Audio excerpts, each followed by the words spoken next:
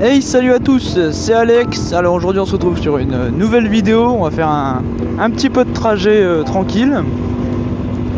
Donc là pour l'instant je suis sur des petites routes, c'est peut-être pas ce qu'il y a de mieux parce que c'est humide et un petit peu sale. Mais bon, ça va le faire jusqu'à ce que je reprends les grandes routes.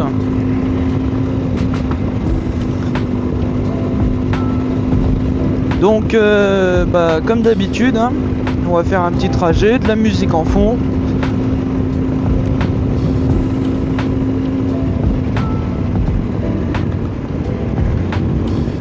Alors, je connais pas trop ici, je vais faire gaffe parce que de une c'est dégueulasse, il y a de la branche par terre. Ah ouais, très dégueulasse même. Pouvoir la laver après la moto.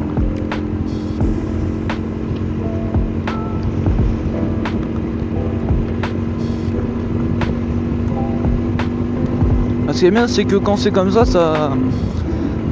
t'empêche entre guillemets de rouler fort. Ça fait comme ça, on est tranquille, on est pépère.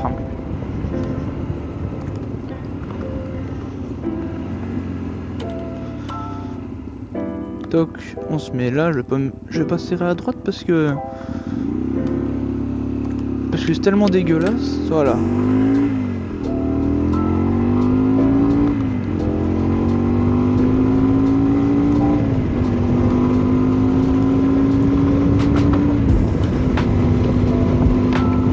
Donc la dernière vidéo a plu, j'ai remarqué, avec le petit tour en ville. Ah, c'était vraiment sympa, moi ça m'a fait plaisir d'avoir des bons retours là-dessus. C'est pas vraiment simple quand on débute de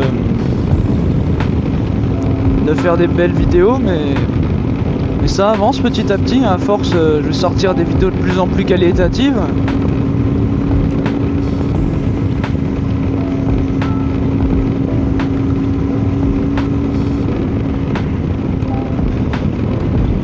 Donc on va ralentir, on est arrivé en ville. Toc.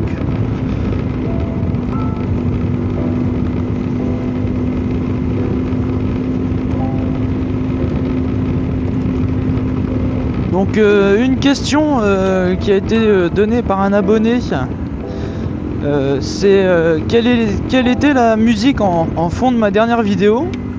Donc la musique, donc ça s'affichera au milieu de l'écran, c'est style Lo-fi. C'est un style à moitié de hip-hop ou mais ça donne des bonnes musiques tranquilles quoi. C'est ce style là de musique que vous allez retrouver sur mes vidéos comme ça. Ah, ça vous plaît pas, vous coupez le son? Non mais c'est des fonds de musique, donc c'est juste pour compléter parce que je peux pas parler H24 et quand je parle pas au moins il y a un petit peu de musique en fond.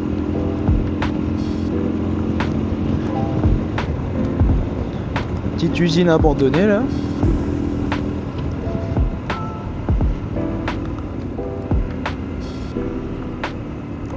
Donc les routes, elles ont commencé à sécher. On a eu, il y a eu de la pluie un peu ce matin et cette nuit, je crois.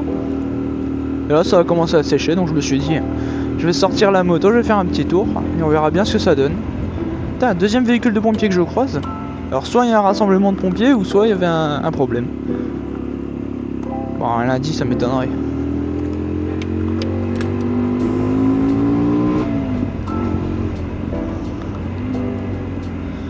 Toc.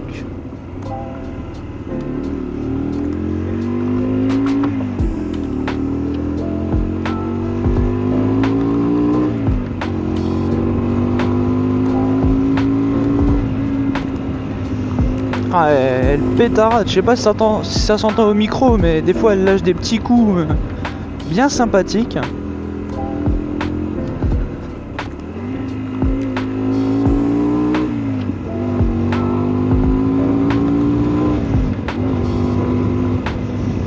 Ouais, je pense pas que ça doit bien s'entendre, mais en tout cas moi je l'entends bien et c'est sympa. Ça change de l'origine, c'est vraiment le pot d'échappement d'origine. C'est le jour et la nuit, c'est vraiment là D'origine j'entendais le moteur. Voilà, j'entends toujours un peu le moteur, mais maintenant c'est surtout la sonorité du pot qu'on entend mieux, et ça c'est vraiment c'est du miel pour les oreilles, c'est magnifique. Alors, personne à droite, à gauche ça arrive mais c'est loin donc on peut y aller.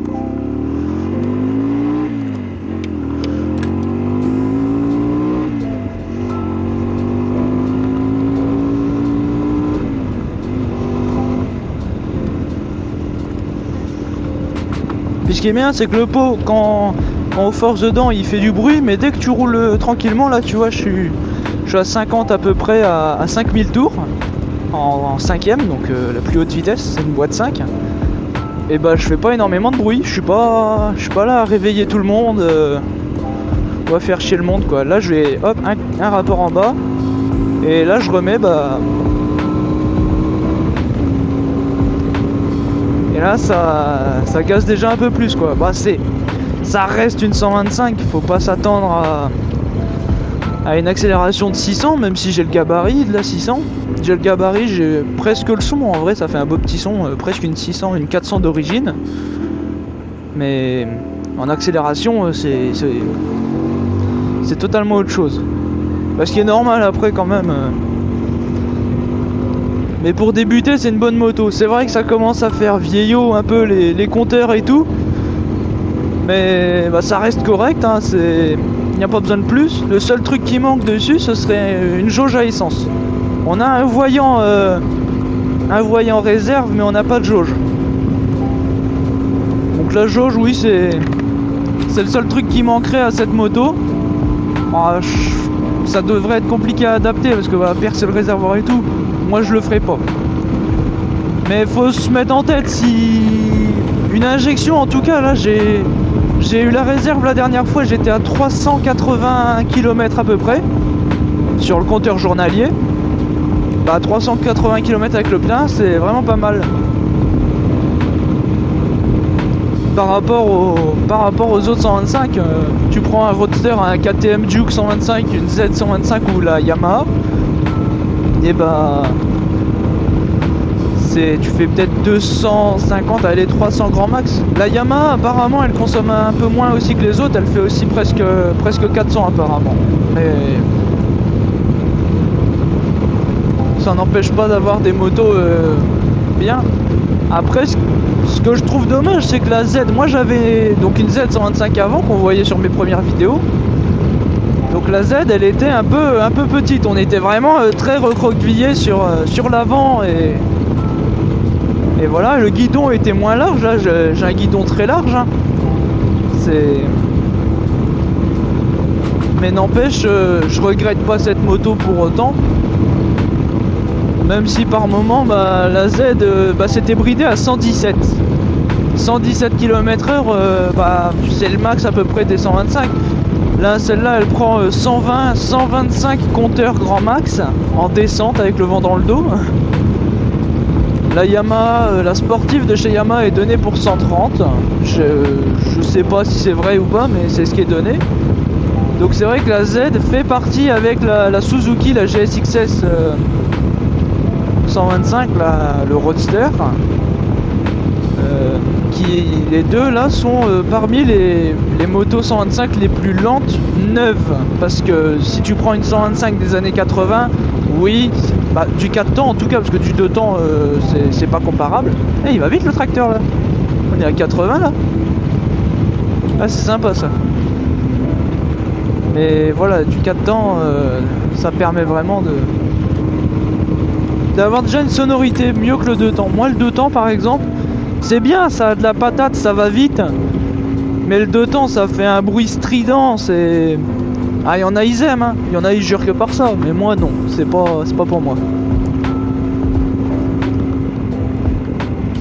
Ah c'est sympa, on est derrière un tracteur mais on se traîne pas trop. Là dans la descente il était à 80 presque. Là on le suit, on est à 70, 60-70. Je serais presque sûr que c'est un JCB, mais bon, je vais pas m'avancer trop là-dessus. Pour ceux qui connaissent, les JCB, c'est les tracteurs les plus rapides. Ah, c'est un JCB, j'ai vu ça. J'ai vu la cabine. C'est les JCB, ouais, bah comme là, ça monte à 60-70. Là, on va le voir, il va tourner. Ouais, JCB. C'est des beaux tracteurs aussi, hein. Avec la cuve à lisier, c'est pour ça que ça pue. Ah, c'est le seul problème des vidéos, c'est que vous avez pas les odeurs. Bon, bref, ça arrangerait certains quand même de pas avoir les odeurs, parce que quand tu passes à côté d'une ferme ou t'en as, bah ça les dérange pas, mais t'en as, ils aiment pas. Mais là, c'est bien, on est sur de la route à peu près sèche, c'est sympa. Ça change de la route mouillée ou du vent. Hier, j'ai roulé un peu, bon, j'ai pas filmé parce que c'était compliqué, mais il faisait un vent fort, il faisait 70 km/h de vent. Bah, c'est compliqué de rouler par 70 km/h. C'est limite, je veux dire, il y aurait eu plus de vent, je n'aurais pas roulé parce que 70 de vent, bah tu t'es déjà bien sur le côté, t'es penché. Au-dessus, après, ça devient vraiment dangereux. Déjà 70, si tu te prends une rafale de 70 de côté, ça peut te mettre par terre. Et encore, c'est parce que c'était sec. Ce serait humide, j'aurais pas roulé. Alors on va vers les nuages, j'aime pas ça. Mais bon. On va vers la pluie. Bah, si on se prend un peu de pluie, on se prendra un peu de pluie.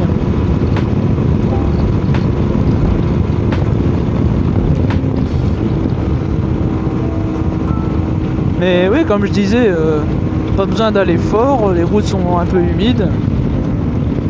C'est l'avantage des 125, c'est tu l'exploites à 100% quand tu roules avec. Et vu que ça prend 120, 130 pour les plus puissantes, bah les plus rapides, parce que c'est tous 15 chevaux maximum, bah au moins les 15 chevaux tu les exploites à 100% quand tu roules. Sinon t'accélères pas. Hein. Si tu fais une accélération à rouler à 6000 tours grand max, ça sert à rien. 80 km/h tu les atteins en 1 heure. Hein. Alors qu'avec une 600 ou même une 500, bah si tu exploites à 100% le moteur, t'es déjà en excès de vitesse. C'est sur les grandes routes, tu te mets à taper, hop, bah dès que t'es en 4ème, t'es déjà à plus de 90. Et sûrement plus. J'ai jamais conduit de gros cylindrés, je serais pas dire. Mais c'est plus puissant et plus poussif. Alors c'est intéressant parce que c'est plus sécurisé. Là par exemple, quand on s'arrête à un stop, imaginons, ou à un endroit et que t'as quelqu'un, il est sur le point de te rentrer dedans, oui, tu mets vu que t'es toujours débrayé, tu relâches, tu mets un coup de gaz, t'as de la patate. Ou même quand ça ralentit. C'est vrai que des fois, avoir de la puissance, c'est plus sécurisant pour doubler les camions par exemple. En 125, les camions, bah tu restes derrière eux. Tu peux pas trop te permettre de les doubler. Certaines voitures à la rigueur, mais c'est vraiment pensé pour la balade, pour être tranquille les 125. Et c'est bien l'avantage de ces motos. En tout cas, si vous avez des idées de vidéos ou de thèmes à aborder en lien avec ma moto ou la moto en général, des questions que ce soit sur ma moto, mon équipement, n'hésitez pas en commentaire. Si vous avez des idées aussi de vidéos, bah moi je suis preneur parce que bah, je peux en faire souvent, mais bon après il faut trouver quoi dire. Après je peux juste faire des vidéos. Dites-moi ce que vous aimez bien, ce que vous aimez, parce que moi je peux très bien par exemple faire des vidéos où je parle pas et c'est juste je filme de la route et avec de la musique comme mes premières vidéos, ou soit comme maintenant je continue de parler mais avec des sujets différents à aborder. Si vous voulez qu'on parle de certaines motos, certaines marques, des avis, bah moi ça me dérangerait pas. Moi si vous avez envie qu'on aborde certains sujets en vidéo, bah n'hésitez pas à me dire en commentaire, je serai heureux d'y répondre. Tant que c'est tant que je peux y répondre. Si je sais pas y répondre ou si je saurais pas trop quoi dire, je vais pas forcément faire de vidéo. Ce serait plutôt un sujet à caler dans une partie de vidéo. Mais pour l'instant, ça peut permettre d'avoir des petites idées tranquilles. Bon.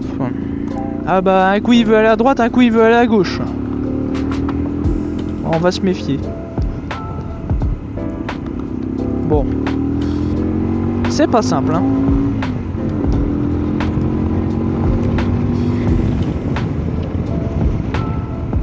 Toc là. Là, il n'y a personne à droite, à gauche, je veux dire. C'est bon. On va prendre là.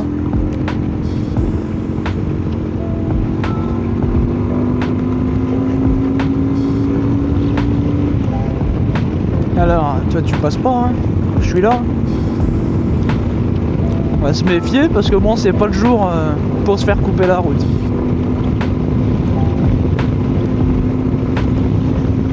Bah surtout qu'à moto, t'es invisible, c'est... Bah là déjà avec celle-là qui est un peu plus imposante, je suis déjà visible, mais une moto en général c'est moins visible qu'une voiture. C'est une voiture, bah déjà t'as deux phares de chaque côté. Ok, il n'y a personne. Donc ici c'était un ancien chemin de fer qui a été transformé en chemin pédestre, à droite là. C'est vraiment sympa. Hop, on va le laisser passer.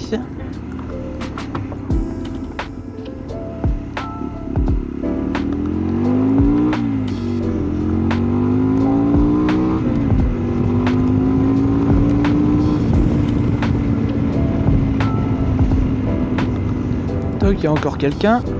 J'ai une route, bah ici là, par exemple cette priorité ici. Bah, faut vraiment aller jusqu'ici pour bien voir au loin. Comme ça, parce que si tu t'engages sur le côté alors qu'il y a une voiture qui arrive, bah, tu vas pas la voir. Et c'est là que tu peux t'en taper une. Je pense qu'il y a déjà eu des accidents comme ça parce que même si les gens sont vigilants, il y en a toujours qui sont pas mieux. Ici ça tourne, on fait gaffe. Là c'est les passages piétons, ils sont bien, mais pour les motos. On est obligé d'aller doucement, les automobilistes des fois ils aiment pas que tu vas doucement, ils se disent ah t'es une moto, tu peux aller plus vite, tu peux pencher, tu poses le genou. Eh ben non, de 1 je suis en 125, de 2 je pose pas le genou en 125, bah encore moins en routière Varadero comme ça. Un roadster, une sportive même en 125, oui, mais moi de toute façon c'est pas ce qui m'intéresse. Ça pose peut-être, mais c'est peut-être pas ce qu'il y a de mieux à faire. Donc en tout cas j'espère que cette vidéo vous a plu. C'était Alex. Ciao.